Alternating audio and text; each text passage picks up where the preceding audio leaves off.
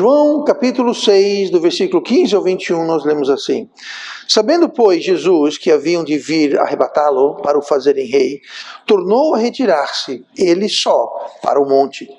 E quando veio a tarde, os seus discípulos desceram para o mar, e entrando no barco, atravessaram o mar em direção a Cafarnaum.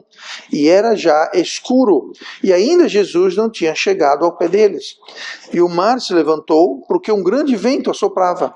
E tendo navegado uns 25 ou 30 estádios, viram a Jesus andando sobre o mar e aproximando-se do barco, e temeram. Mas ele lhes disse: Sou eu, não temais. Então eles de boa sorte o receberam no barco, e logo o barco chegou à terra para onde iam. E nós então aqui nos deparamos com o texto de hoje, um episódio interessante e também algo um pouco estranho. E esse texto é muito rico, podemos falar várias coisas, abordar de várias perspectivas, mas nós vamos focar no fato que Jesus estava a bordo. É o tema de hoje, Jesus a bordo, Jesus no barco aqui com eles. Algo que se sobressai, que é muito estranho, é que os discípulos entraram no barco e partiram sem Jesus, sem ele, deixaram ele para trás. Ele estava ministrando e nós lemos no versículo 15 que as pessoas iam tomá-lo, iam fazê-lo rei, iam, como diz aqui, para o fazerem o rei. Não era a hora dele de ser feito o rei. Aliás, a hora dele ser feito o rei não era quando ele estava na terra, e até hoje ele não foi feito o rei, não da terra, mas ele será, e o reino dele vai durar 1000 anos, mas isso é conversa para outra mensagem. Mas então, para evitar que fosse feito isso, então ele foi para o monte. Diz aqui, retirou-se ele sozinho e foi para o monte. Então ele foi sozinho para o monte, só ele, mais ninguém. E quando já era tarde, no versículo 16, os seus discípulos desceram para o mar.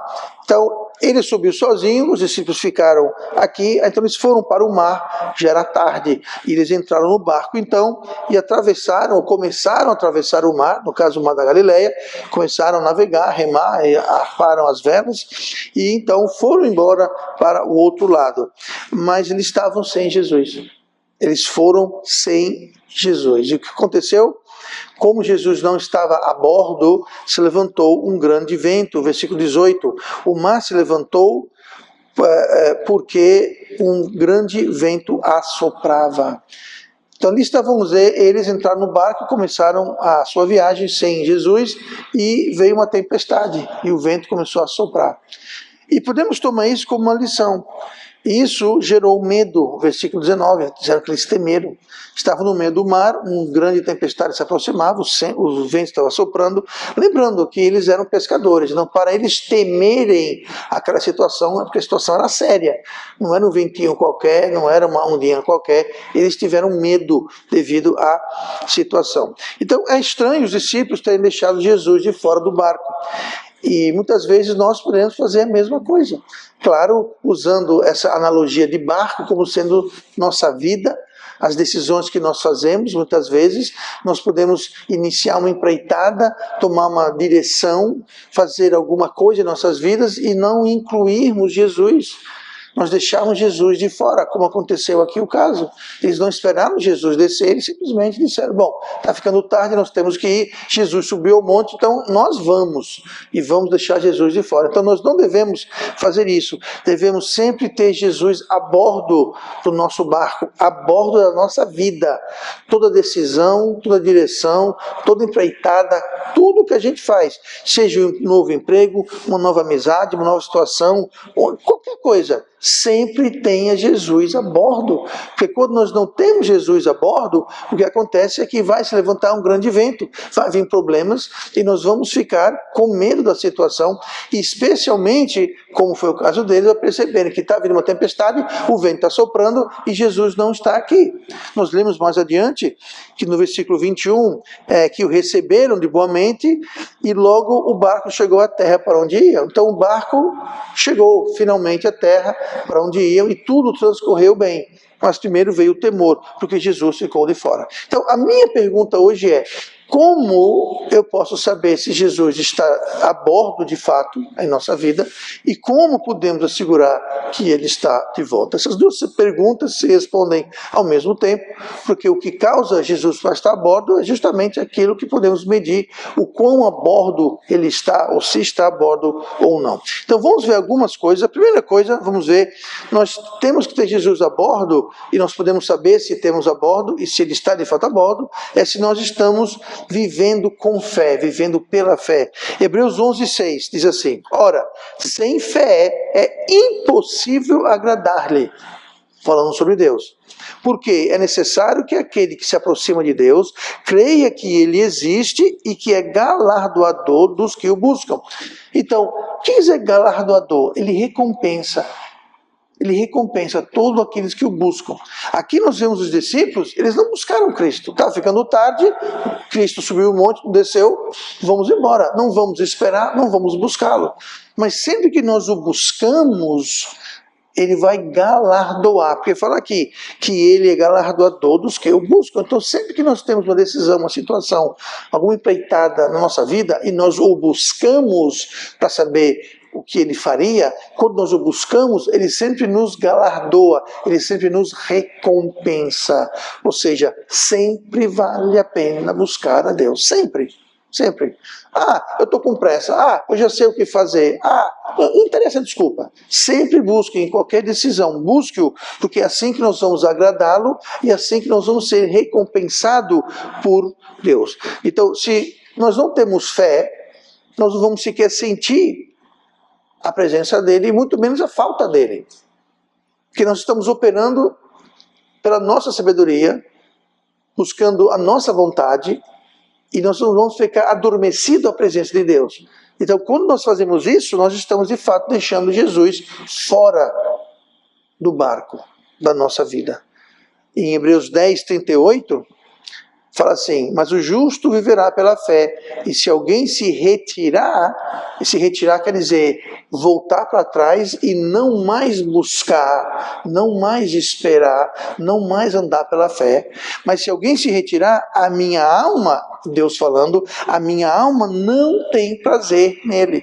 Então, se a gente não vive pela fé, ou se a gente vive pela fé, mas a gente retira, a gente dá um passo para trás, ele não tem prazer na gente. No versículo 11, Hebreus 11:6 fala que é impossível agradar a Deus sem fé.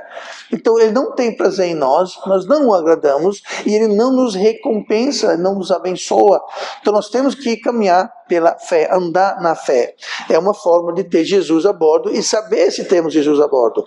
Se nós estamos tomando decisões, estamos encarando situações sem ter Jesus a bordo, sem considerar a sua presença, a sua sabedoria, a sua direção, então Jesus não está a bordo. Estamos fazendo como os discípulos que entraram no barco e se picaram a navegar e deixaram Jesus fora no monte. Péssima decisão. Outra forma que nós podemos ter Jesus a bordo estando na igreja. Estando na igreja. Agora veja bem, essa igreja aqui, esse complexo, se puder usar o termo que nós temos aqui, ele não é igreja de segunda a sexta, segunda a sábado. E só se torna igreja quando o corpo de Cristo está reunido. Nesse exato momento aqui é igreja. Não porque estamos no local designado igreja, mas porque a igreja está reunida, está congregada, está ajuntada. Agora é igreja.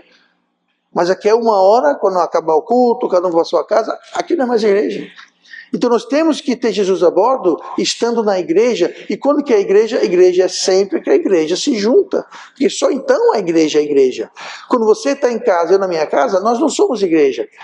Esse local não é igreja. Agora, quando essa igreja se junta, no caso nesse local, mas não precisa ser nesse local, pode ser na sua casa, então a sua casa se torna a igreja. Mas não porque a gente colocou uma placa na frente, mas porque os membros estão lá. Tá? Então, sempre que a igreja se junta, nós devemos também estar presente.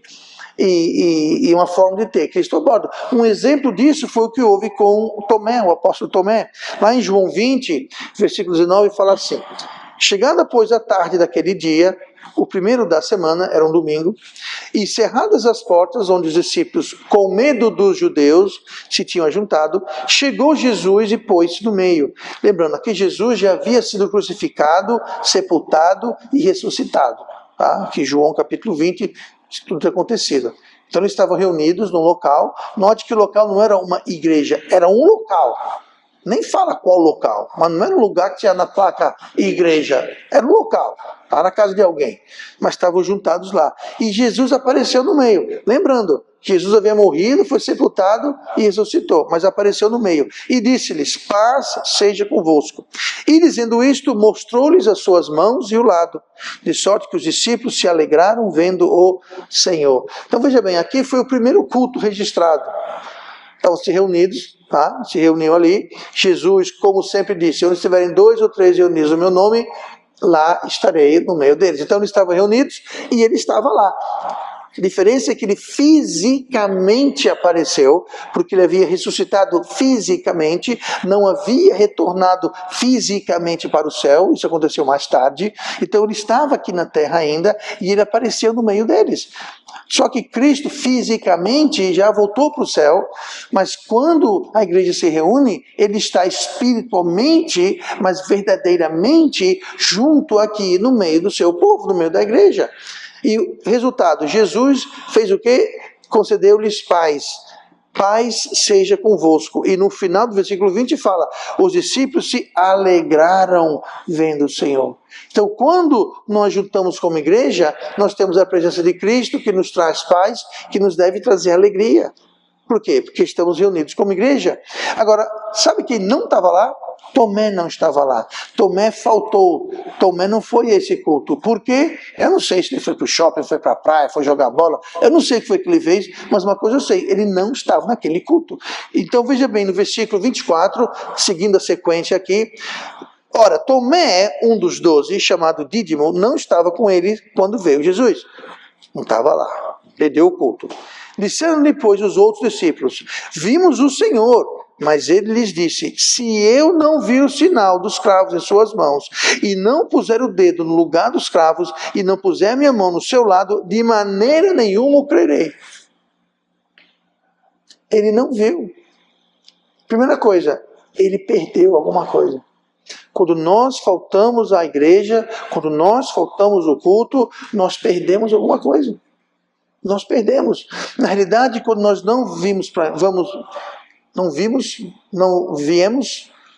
não estamos na igreja, quando nós não vemos para a igreja, tá? O que acontece é que nós perdemos, nós fazemos uma troca. Nós trocamos estar aqui na presença de Cristo, porque Cristo está aqui. Ele prometeu estar aqui. Sempre que nós nos reuníssemos no seu nome, ele está aí no meio. Então nós trocamos estar na presença de Cristo, ouvir a sua palavra pregada, louvar o seu nome juntos como igreja. Nós trocamos isso por alguma outra coisa. O quê? Não sei. Depende de qual foi a causa que alguém faltou à igreja. Eu estava cansado, dormi mais, eu fui jogar bola, tinha uma festa, eu fui para... Não interessa, você fez uma troca. O que houve aqui foi que Tomé fez uma troca. Eu não sei o que foi que ele trocou, mas ele, em vez de estar onde ele deveria, junto com os discípulos, ele não foi. Mas seja lá o que for, eu lhe garanto que ele perdeu. E nós sabemos aqui que Jesus apareceu para ele e falou, como é que é? Você não vai acreditar não? Está aqui ó, minhas mãos, está aqui ao meu lado, coloque a mão agora. Creia agora. Então você veja como a fé de Tomé foi abalada. Quando faltamos ao culto, a nossa fé ela é abalada, ela é prejudicada. A não ser que eu veja de modo algum verei. E Jesus falou, bem-aventurados aqueles que mesmo não vendo, não colocando a mão, creem. Você não, Tomé. Você não tem fé, porque você falou, só vou crer se ver. Só que nós lemos agora há pouco que sem fé é impossível agradar a Deus. Tomé não usou fé. Você acha que agradou a Cristo saber que ele disse, se eu não botar a mão no buraco, eu não vou crer. Isso foi fé? Isso não foi fé. Isso agradou a Deus? Isso não agradou a Deus.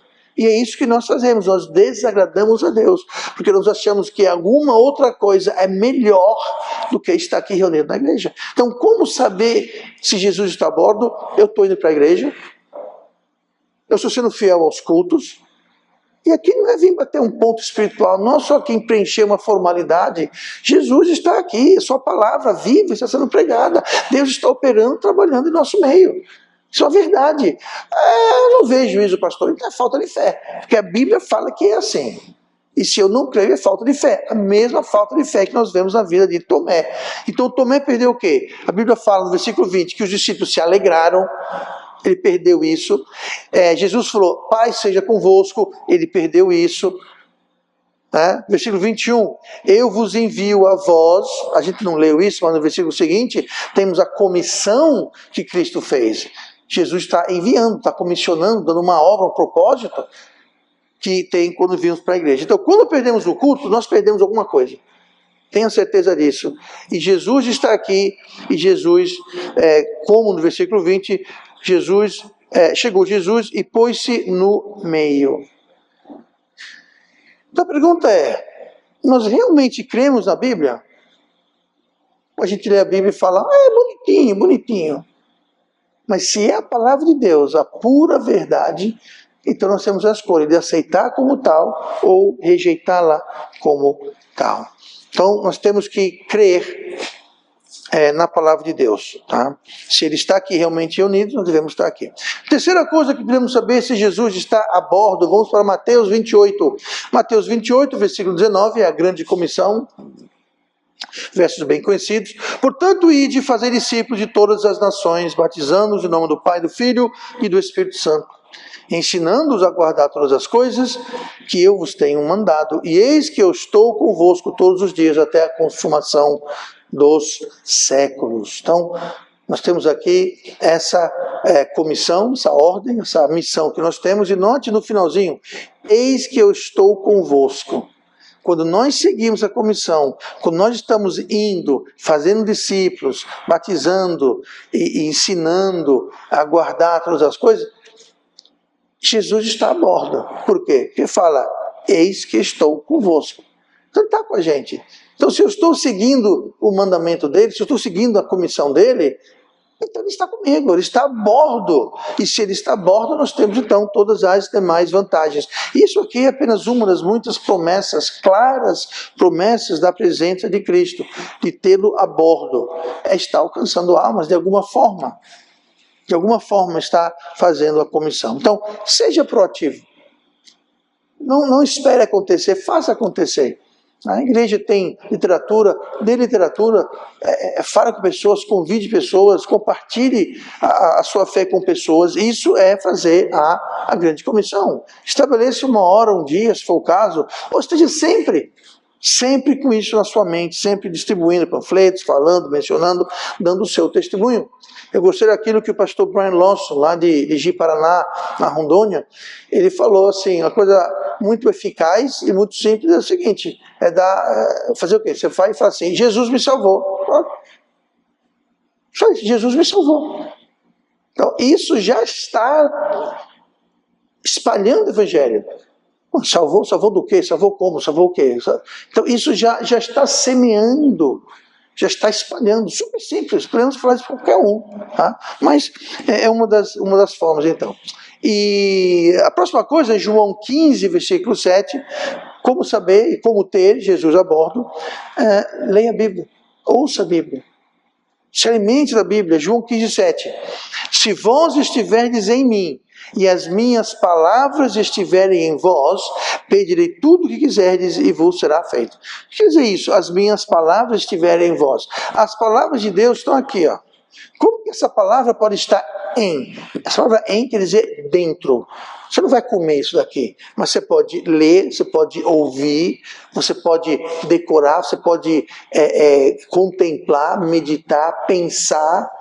Tudo isso é uma forma de você integralizar, de você ter dentro de você as palavras de Deus. A palavra de Deus é poderosa, mas se ela for ficar simplesmente aqui fora, não pense em você tem na sua casa uma Bíblia, você abre a Bíblia e deixa ela aberta, não vai emanar nada daquela Bíblia. A Bíblia não é um talismã que você coloca ali e de alguma forma aquilo vai ter algum efeito. Não, ela tem que ser dentro, tem que estar dentro. E as minhas palavras estiverem em vós. Como? Ela tem que entrar em vós, no nosso coração, na nossa mente. Então, vamos estudá-la, vamos aprendê-la, vamos ouvi-la, mas acima de tudo vamos obedecê-las. Porque quando nós obedecemos, então nós podemos ter o poder de Deus. O Salmo 119, versículo 11 diz assim: escondi a tua palavra no meu coração para eu não pecar contra ti. Como é que eu escondo a palavra de Deus no meu coração? Obviamente, uma linguagem metafórica, ninguém vai abrir o peito, abrir o coração e enfiar a palavra lá dentro. Você faz isso como? Você ouve, você lê, você medita, você contempla. E assim você coloca a palavra no seu coração. E qual dos resultados? Para não pecar contra ti. Então há uma relação entre ter a palavra no coração e o pecado em nossas vidas. Então, ter Jesus a bordo, lendo a Bíblia, lendo a palavra de Deus, ouvindo, tendo ela. E por último, vamos ver a sexta coisa que nos mostra como saber e como ter Jesus a bordo, é o servindo. O servindo, João 12, 21. Se alguém me serve, siga-me, e onde eu estiver, ali estará também o meu servo. E se alguém me servir, meu Pai o honrará. Essa palavra honrará, quer dizer, ele vai recompensar. A palavra honrará, ela significa, por exemplo, quando você paga alguém, um profissional, você paga os honorários dele, um advogado, um pedreiro, um pintor, um mecânico, você paga os honorários. O que é o honorário? É o pagamento. Então ele está dizendo, se alguém me servir, o Pai vai honrar. Como? Vai recompensar. Quer dizer que vai pagar financeiramente. Existe, inclusive, bênção, se escreve com C cedilha, não com S cifrão. Nem toda bênção vem em dinheiro. Inclusive, as melhores e maiores e mais preciosas bênçãos não tem nada a ver com dinheiro, ouro ou prata. Mas, enfim, nós podemos servi-lo. Quando servimos a Cristo, fala aqui, se alguém me serve, siga-me. Tem uma coisa, se eu estou seguindo Cristo, quem está comigo e com quem eu estou? Com Cristo. Se eu estou servindo, ele fala, se alguém me serve, siga-me. Então, quando nós servimos a Cristo, nós estamos o seguindo. Quando estamos o seguindo, ele está a bordo. Nós estamos com ele, ele está conosco. E continua. Ali estará também o meu servo. Por quê? Porque serve. Se serve, porque é servo. E se alguém me servir, meu Pai o honrará. Então, nós temos o termômetro de saber se eu estou com Cristo, se Cristo está a bordo da minha vida, se eu estou servindo. O que eu estou fazendo para Ele? Como eu posso servi-lo e o seu reino? Porque quando eu faço isso, o resultado é que Ele está a bordo da minha vida e Deus Pai vai nos recompensar. E não tem como você servir a Cristo sem segui-lo. Ele falou aqui, se alguém me serve, siga-me. Então você está servindo a Cristo. Se você acha que está servindo a Cristo, um dos crivos, uma das provas você está o seguindo. Quer dizer, seguir. Bom, Jesus está andando para cá, eu estou seguindo. Se ele vai para cá, eu estou seguindo. Se ele vai para lá, eu estou seguindo. Eu estou seguindo os seus passos. Então, se eu acho que eu estou servindo a Deus, mas estou caminhando no meu caminho, está se enganando. Está se enganando, porque Jesus falou, se alguém me serve, siga-me. Então não tem que você servir a Deus e fazer o que você quer, andar pelo seu caminho, trilhar a sua vereda. Uma coisa está atrelada à outra. Então é fazer o que ele quer, é fazer o que agrada a ele, é andar onde ele andaria, fazer o que ele faria. Isso é servir, isso é seguir a Cristo. Não que nós devemos servi-lo por obrigação. Não devemos servi-los para sermos salvos, porque salvação não vem das obras. Eu não preciso servi-lo para ser salvo.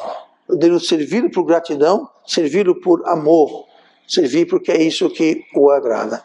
Aí fica a pergunta, Jesus está a bordo das nossas vidas? Não cabe a mim julgar nenhuma outra vida a não ser a minha vida. Cabe a cada um de nós analisar e perguntar, Jesus está a bordo? Eu estou dando sinais? Eu estou fazendo aquilo que indicaria ele está a bordo, está presente na minha vida? Eu estou vivendo pela fé? Eu estou me reunindo com a igreja quando a igreja se reúne? Eu estou ganhando almas? Eu estou contemplando, lendo, colocando a Bíblia no meu coração? Eu estou servindo? Então nós temos que entender. Essas são coisas que tanto demonstram e comprovam se ele está ou não a bordo das nossas vidas.